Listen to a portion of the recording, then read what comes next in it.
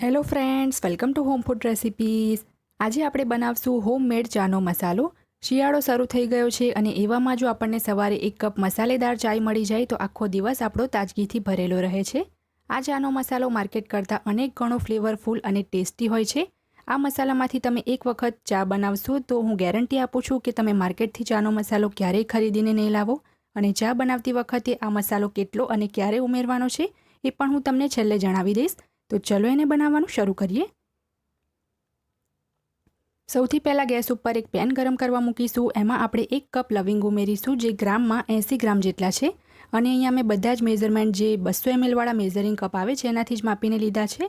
અડધો કપ એમાં આપણે કાળા મરી ઉમેરીશું, જે ગ્રામમાં 60 ગ્રામ છે અને ટેબલ સ્પૂનમાં 6 ટેબલ સ્પૂન છે. હવે આપણે એમાં 3/4 કપ એટલે કે પોણો કપ જેટલી લીલી ઇલાયચી ઉમેરીશું, જે ગ્રામમાં 80 ગ્રામ છે. 15 થી 17 આપણે એની અંદર તજના ટુકડા ઉમેરવાના છે. જે આ રીતનો 1 ઇંચનો તજનો ટુકડો આવે છે એ જ સાઇઝના મેં અહીંયા 15 થી 17 તજ લીધા છે. હવે આપણે એમાં 3 ટેબલ સ્પૂન એટલે કે 3 મોટી ચમચી જેટલી લીલી વરિયાળી ઉમેરીશું, જે ગ્રામમાં 25 ગ્રામ છે. વરિયાળી તમે ચાનો મસાલો બનાવતી વખતે ચોક્કસ ઉમેરો. એનાથી મસાલાની સુગંધ અને ટેસ્ટ બંને ખૂબ જ સરસ આવે છે. અને આનાથી પહેલાં મેં તુલસી ફુદીનાવાળો ચાનો મસાલો બનાવવાનું શીખવાડેલું છે, એમાં પણ મેં વરિયાળી એડ કરી છે, તો તમે પણ ચોક્કસથી ઉમેરજો. અડધુંથી પોણું આ રીતનું મારી પાસે જાયફળ છે, એ આપણે આ રીતે નાના ટુકડામાં એમાં કટ કરીને ઉમેરીશું, જેથી એને શેકાવવામાં બિલકુલ પણ વાર ના લાગે. આ રીતે જાયફળને કટ કરીને ઉમેરી દીધા પછી આપણે બધી જ વસ્તુને ધીમા તાપે 2 થી 3 મિનિટ માટે સતત હલાવતા રહીને શેકી લેવાનું છે, જેથી મસાલામાં જે કંઈ પણ ભેજ હોય એ નીકળી જાય. જો તમે મસાલાની ક્વોન્ટિટી ઓછી લેતા હોય તો 1 થી 1.5 જ મિનિટમાં તમારા મસાલા શેકાઈ જશે. અને આનાથી પહેલાં મેં જે તુલસી ફુદીનાવાળો ચાનો મસાલો બનાવવાનું શીખવાડેલું છે એની પણ લિંક હું આ વિડીયોની નીચે ડિસ્ક્રિપ્શન બોક્સમાં આપી દઈશ. એ મસાલો તો આ મસાલા કરતાં પણ વધારે ફ્લેવરફુલ અને ટેસ્ટી છે. અને જો તમે ચાહો તો વચ્ચે વચ્ચે આ રીતે જે તજના ટુકડા છે મોટા મોટા એને આ રીતે 2-3 ભાગમાં તોડી પણ શકો છો, જેથી એકદમ સરસ શેકાઈ જશે. આ રીતે જો ખડા મસાલા તમે શેકીને ઠંડા કરીને પછી ચાનો મસાલો બનાવશો તો મસાલાની જે શેલ્ફ લાઈફ છે એકદમ સારી રહે છે. મસાલો આપણો જલ્દી બગડતો નથી. ફક્ત 10 જ મિનિટમાં આ ચાનો મસાલો આપણો બનીને તૈયાર થઈ જાય છે, તો આપણે એને ધીમા તાપે શેકાવા દઈએ. 2 થી 2.5 મિનિટ પછી આપણા ખડા મસાલામાંથી સરસ સુગંધ આવવા લાગી છે અને સરસ રીતે મસાલા શેકાઈ ગયા છે. તો હવે આપણે ગેસની ફ્લેમને બંધ કરી દઈએ. અને ગેસ બંધ કર્યા પછી આપણે એમાં 3/4 કપ એટલે કે 60 ગ્રામ જેટલો સૂંઠ પાવડર ઉમેરીશું. ટેબલ સ્પૂનમાં જોશો તો 9 ટેબલ સ્પૂન જેટલો આ સૂંઠ પાવડર છે. અને જે આ રીતનો સૂંઠ પાવડર એટલે કે ડ્રાય જિંજર પાવડર છે એ તમે ઘરે પણ તૈયાર કરી શકો છો, કાં તો પછી તમને માર્કેટથી પણ સરળતાથી મળી જશે. ગેસની ફ્લેમ બંધ કર્યા પછી જ સૂંઠ પાવડર એડ કરવો, નહીં તો એ બળી જશે.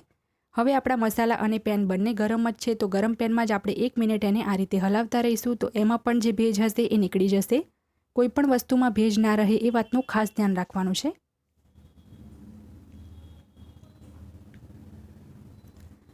1 થી 1.5 મિનિટ ગરમ પેનમાં જ મેં એને સતત હલાવતા રહ્યા છે. અને હવે આપણે આ બધી જ વસ્તુને એક પ્લેટમાં કાઢી લઈશું અને બધી જ વસ્તુને આપણે ટોટલી પંખાની નીચે ઠંડી થવા દેવાની છે.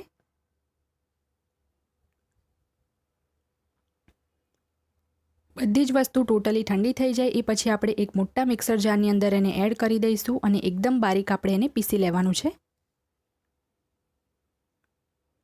અહીંયા તમે જોઈ શકો છો કે આપણો ચાનો મસાલો બનીને તૈયાર છે. એકદમ આ રીતે બારીક પાવડર જેવું જ પીસવાનું છે, તેમ છતાં પણ આપણે એક વખત એને ચાળી લઈશું. તો આ જે ચાળવાની પ્રોસેસ છે એ ટોટલી ઓપ્શનલ છે. જ્યારે તમે ચા બનાવશો અને ચા ચાળશો ત્યારે એની સાથે જે ચડાઈ જશે, તો આ સ્ટેપ જે છે ટોટલી ઓપ્શનલ છે. તો અહીંયા એક બાઉલ ઉપર મેં મોટો ગરણો એડ કર્યો છે અને એમાં બધો જ મસાલો મેં એડ કરી દીધો છે. હવે એને આપણે ચમચીની મદદથી ચાળી લઈએ. ચાળી લીધા પછી તમે જોઈ શકો છો કે આ જે કંઈ પણ નીકળ્યું છે એ ઇલાયચીના છોતરા છે, તો એને આપણે ફેંકી દઈશું.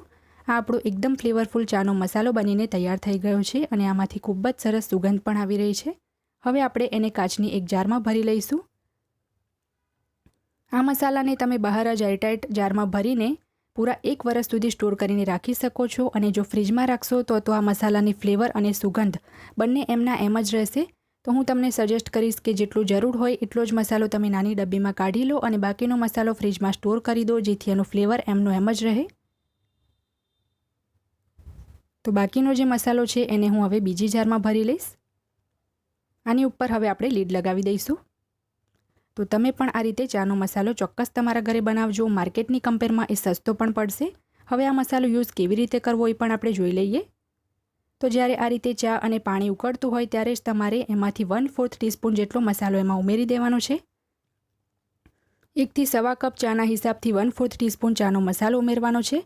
તો બાકીનો જે મસાલો વધ્યો હતો એ આ રીતની મેં એરટાઇટ સ્ટીલની જારમાં ભરી લીધું છે, જેનું ઢાંકણ એકદમ ટાઈટ છે, તો મસાલો એમાં બિલકુલ પણ બગડતો નથી. હવે આપણે આ મસાલાને પાણીમાં 1 મિનિટ માટે ઉકળવા દેવાનું છે અને મસાલો બરાબર ઉકળી જાય પછી આપણે એની અંદર 1 ગ્લાસ જેટલું દૂધ ઉમેરવાનું છે અને એ પછી આપણે ચાને ઉકળવા દઈશું. તો ચામાં જ્યારે આ રીતે 2 થી 3 ઉભરા આવી જાય ત્યારે આપણે ગેસ બંધ કરી દઈશું.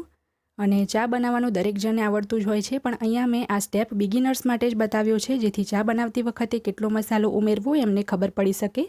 તો તમને જેટલી ગાઢી ચા જોઈએ એ હિસાબથી તમારે એને ઉકાળવાની છે.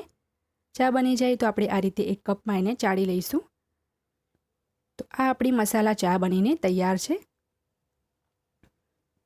ફ્રેન્ડ્સ, જો તમને મારી આજની આ ચાના મસાલાની રેસીપી પસંદ આવી હોય તો મારા વિડીયોને લાઇક કરી, શેર કરી, ચેનલને સબસ્ક્રાઇબ કરવાનું ના ભૂલતા.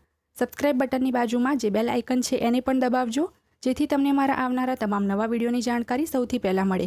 અને જો તમારે મારો આ જ વિડીયો હિન્દીમાં જોવો હોય તો એની પણ મેં લિંક નીચે ડિસ્ક્રિપ્શન બોક્સમાં આપી દીધી છે. તો મળીએ નેક્સ્ટ વિડીયોમાં. ત્યાં સુધી આવજો.